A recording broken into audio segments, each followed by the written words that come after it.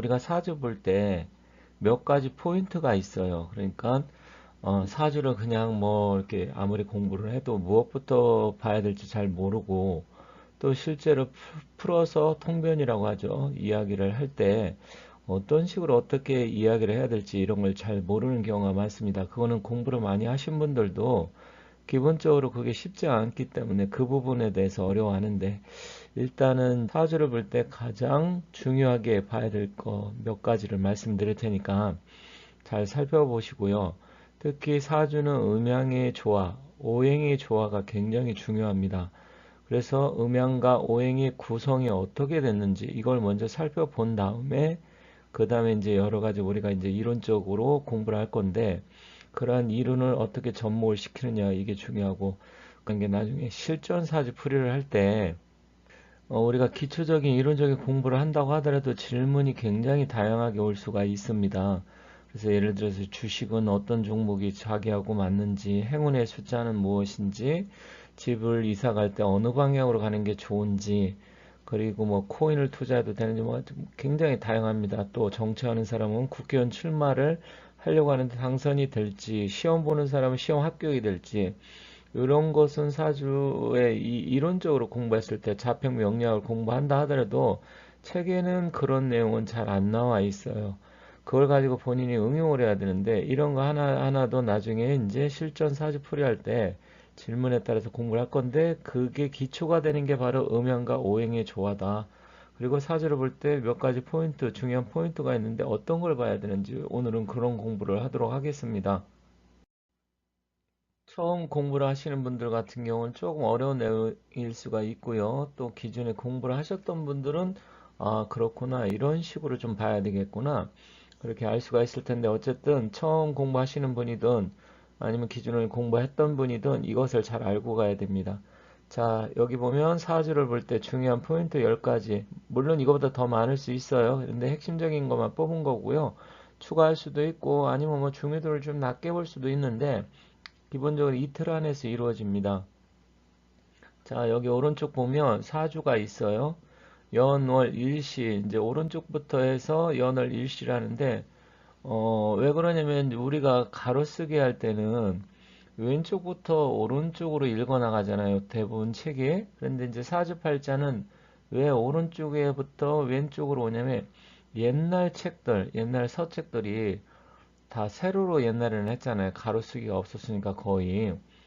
그러다 보니까 사주 역시도 이게 오래된 학문이다 보니까 오른쪽에서 왼쪽, 지금처럼 왼쪽에서 오른쪽으로 가는 게 아니어서 세로 쓰기 그런 형태가 남아 있어서 그렇습니다.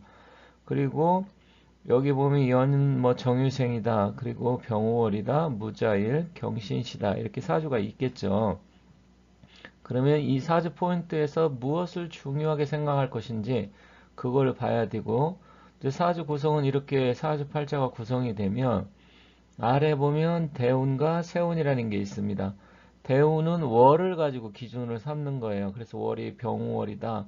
그러면 그 기준으로 삼는 건데, 결정은 연이 이제 갑을 병정할 때 남자 같은 경우는 갑병무 경임에서 양간일 때는 남자는 순행을 하고 여자는 음간일 때 순행을 해요. 이건 이제 나중에 공부할 겁니다. 그렇다고 그냥 아, 그런 게 있구나 이 정도 알아두시면 되고, 그러면 대우는 이제 원로에서 결정을 하되 그 연의 양간이냐 음간을 기준으로 한다. 이게 포인트예요. 자, 그리고 아래 보면 대우는 10년 단위로 바뀌게 되고요. 또 아래 매년 돌아오는 뭐 23년 개미년, 24년 갑진년, 25년 을사년 이런 식으로 이제 흘러가겠죠. 그래서 이런 기운이 매년 따라 바뀌는 것을 세운이라고 합니다. 그래서 한눈에 사주팔자를 딱 보고 그 다음 대운과 세운이 어떻게 흘러가는지 이것은 이제 한눈에 볼 줄 알아야 되는데, 그런데 첫 번째 무엇부터 살펴야 되냐면 일간의 오행을 살펴본다 나와 있죠. 여기 보면 연월 일시 보면 무자일에 태어난 거예요. 그러니까 무토라는 거죠. 이 사람 오행은. 그래서 일간이 갑을 병정 무기 경신 임계열 게 있으면 일단 이 무토를 딱 보고 아, 이 사람은 무토의 기운을 갖고 태어났구나. 그 다음에 몇 월생이냐, 우리가 인묘진 사오미 신유설 해자축에서 이제 월을 따지잖아요. 그러면 5월에 태어난 거예요. 물론 병 5월이지만 이제 5월이라고 보고 아, 이 사람은 무토가 5월에 태어났구나 이렇게 한눈에 딱 이걸 먼저 봐야 돼요. 무슨 말인지 알겠죠? 그 다음에는 이제 음양의 기운을 봅니다. 음과 양이 어떻게 구성이 됐는지 무토, 병, 오 뭐 이런 건 다 양간이지만 양의 기운이죠. 그런데 금수는 음의 기운이에요. 그죠? 금수. 그러니까 목화토, 양. 물론 기토는 음이지만 여기는 이제 무토였기 때문에 양. 그래서 여기 보면 이 무토도 양의 기운인데 5월에 태어났으니까 화기가 뜨거운 여름에 태어났는데 다행히도 태어난 띠는 뭐 닭띠고 그리고 무자일이니까 수의 지의 날에 태어난 거죠. 그리고 신시 또 신은 경금, 경신 이거는 일단은 음의 기운으로 봐서 이거는 음양의 조화가 좀 잘 됐다 한눈에 이렇게 알 수 있어요. 그리고 오행 목화토금수가 무엇이느냐 딱 봤는데 여기서 목이 없어요. 목화토금수 중에서 그래서 목의 기운이 빠졌구나 이제 오행의 조화를 살펴보는 겁니다. 그 다음에 이제 격을 파악을 하는 건데 이거는 이제 나중에 배울 거고요. 격도 역시 월을 기준으로 일반적으로 한다. 그 다음에 용신이 어떤 건지 용신이라는 것은 필요한 기운이에요. 어떤 기운이 이 사람한테 필요한지 이런 걸 보고 그 다음에 부모 자식 간의 관계는 어떻게 되는지 직업은 어떻게 되는지 뭐 이런 걸 같은 것을 우리가 이제 십성 육진이라고 하는데 그것을 살펴보면 됩니다. 그래서 재물복이 있고 언제 결혼하고 배우자 운은 어떻게 되고 자식복이 어떻게 되고 이런 게 육친 관계예요.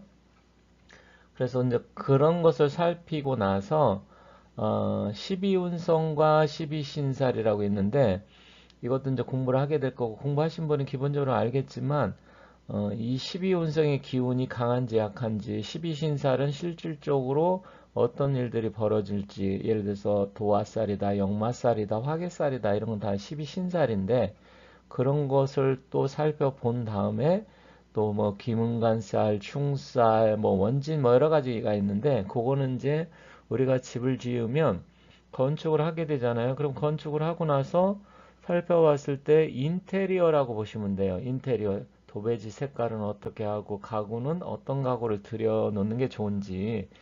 그러니까 음양 오행은 그 집의 뼈대가 되는 거고 이제 12신살이나 12운성 다른 기타 신살은 우리가 똑같은 집을 짓는다 하더라도 어떤 사람은 가구나 TV 뭐 여러 가지 침대 다 다르게 들여오잖아요. 그런 정도로 생각을 하면 됩니다. 그 다음에 이제 대운은 어떻게 흘러가고 나한테 필요한 대운이 무엇인지 그리고 새우는 또 어떻게 들어와서 올해 당해 연도에는 어떤 일들이 벌어지고 내가 무엇을 준비하고 내가 어떻게 해야 될지 이제 그런 것을 살피는 겁니다. 자, 그러면 한 번 더 좀 자세하게 보도록 할게요. 자, 이분은 무토일간입니다. 무토일간에 태어난 달은 5월에 태어난 거예요. 5월. 그래서 이 5월이라는 것이 1, 2, 3, 4, 5의 5월이 아니고 무슨 말인지 알죠? 이분은 일단은 인묘진 사오미 할 때 5월.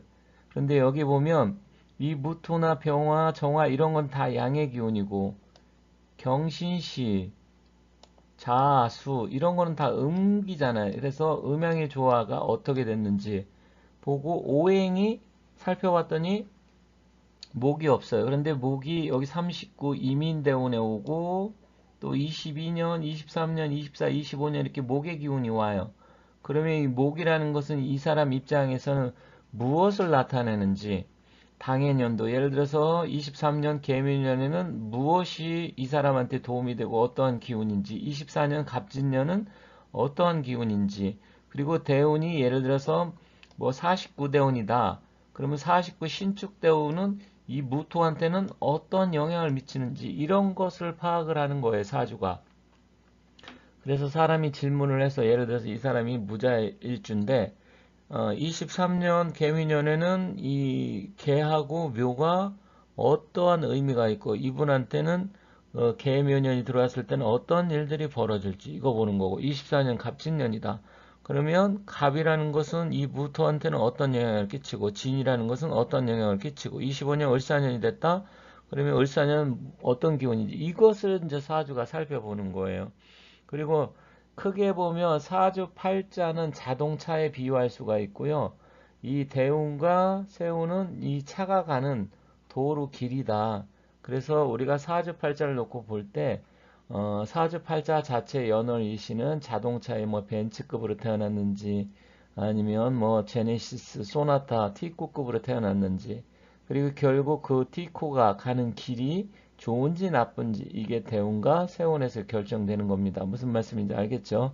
자, 그래서 여러분들께서 사주를 볼 때 중요한 것은 딱 첫 포인트에 태어난 날이 일간이 몇 월에 태어났는지 이걸 보고 그 다음에 왼쪽에 이렇게 10가지 정도를 제가 말씀을 드려놨는데 이거보다 더 많을 수는 있지만 가장 핵심 포인트가 이 10가지입니다. 그래서 이런 것에 이제 조화, 서로 주고받는 상생, 상극, 그 다음에 생극제와 관계를 살펴본다. 그렇게 보시면 되겠습니다. 자, 수고들 하셨고 앞으로 또 열심히 공부하면서 차근차근 하나하나 이렇게 해서 나중에 끝에까지 뭐 한 1년 과정 정도 되는 거니까 열심히 공부하시기 바라겠습니다. 수고들 하셨습니다.